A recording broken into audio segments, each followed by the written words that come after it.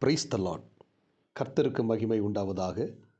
இந்த காலை நேரத்திலே கர்த்தருடைய வார்த்தை மூலமாய் உங்கள் யாவரையும் சந்திப்பதிலே நான் மிகுந்த மகிழ்ச்சி அடைகிறேன். சங்கீதம் 46ஆம் சங்கீதம் 1ஆம் வசனம், தேவன் நமக்கு அடைக்கலமும் பலனும் ஆபத்து காலத்தில் அனுகூலமான துணையுமானவர். இந்த குறிப்பிட்ட வேத பகுதியை வாசிக்கும்போது சங்கீதக்காரன் அழகாக எழுதுகிறார், தேவன் நமக்கு அடைக்கலமும் பலனும் ஆபத்து காலத்தில் அனுகூலமான துணையுமானவர். நம்முடைய ஆண்டவராகிய தேவன் இந்த காலை நேரத்தில் நமக்கு அடைக்கலமாக இருக்கிறார். நீங்கள் வேத புத்தகத்தை வாசித்து பார்த்தீங்கன்னா, சங்கீதக்காரன் சொல்லுகிறான், எனக்கு அடைக்கலமான கர்த்தரை, உன்னதமான கர்த்தரை உனக்கு தாபரமாய் கொண்டாய், ஆகையால் பொல்லாப்பு உனக்கு நேரிடாது, வாதை உன் கூடாரத்தை அணுகாது. ஆமேன். இந்த அடைக்கலம் என்பது பார்த்திங்கன்னா ஒரு மறைவிடம். அதாவது எதிரிகள் தாக்க வரும்போது ஒளிந்திருக்கிற ஒரு மறைவிடம் தான் இந்த அடைக்கலம். அப்போ இந்த அடைக்கலம் என்பது பார்த்திங்கன்னா தேவனுடைய செட்டை. தாவீது பார்த்திங்கன்னா அவனுக்கு அதிகமான எதிரிகள் இருந்தார்கள்.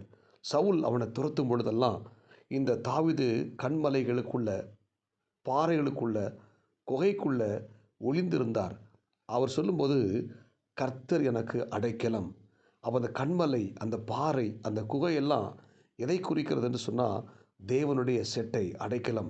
தேவன் அந்த தாவீதை எதிரியுடைய கண்களுக்கு முன்னால் மறைத்து பாதுகாத்தார். ஆமேன்.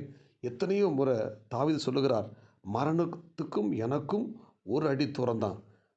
எதிரிகள் தாவீது கிட்ட கூட வந்துட்டாங்க, பக்கத்தில் வந்துட்டாங்க. ஆனால் தாவீதை மேற்கொள்ள முடியலை. காரணம் என்ன? தாவீது தேவனுக்குள் அடைக்கலமாக இருந்தார். ஆமேன். அதனால் தாவீது சொல்லுகிறார், நான் மரண இருளின் பள்ளத்தாக்கில் நடந்தாலும் பொல்லாப்புக்கு பயப்படேன், தேவரீர் என்னோடு கூட இருக்கிறீர். ஆமேன். எனவே இந்த காலை நேரத்தில் நமக்கு அடைக்கலமாக இருக்கிற கர்த்தர் நம்மை ஒவ்வொரு நாளும் நம்மை பாதுகாத்து வழிநடத்தி நம்மை உயர்த்த வல்லமையுள்ள தேவனாக இருக்கிறார். வேதம் என்ன சொல்லுகிறது? அவர் கண்மலையில் என்னை ஒளித்து வைத்து என்னை உயர்த்துவார். அப்போ நம்மளை ஆண்டவர் என்ன செய்கிறாரு? நம்மளை ஒளித்து வைத்து நம்மை மேன்மைப்படுத்தி உயர்த்த அவர் போதுமானவராக இருக்கிறார். அநேக சத்துருவுடைய வல்லமைகள், எதிரிகள் நம்மை சூழ்ந்து கொண்ட பொழுதெல்லாம் நம்முடைய தேவன் நமக்கு அடைக்கலமாக இருந்து நம்மை பாதுகாத்தார், நம்மை ஆசீர்வதித்தார். ரெண்டாவது பார்த்தீங்கன்னா, தேவன் நமக்கு பலனாக இருக்கிறார். ஆமேன்.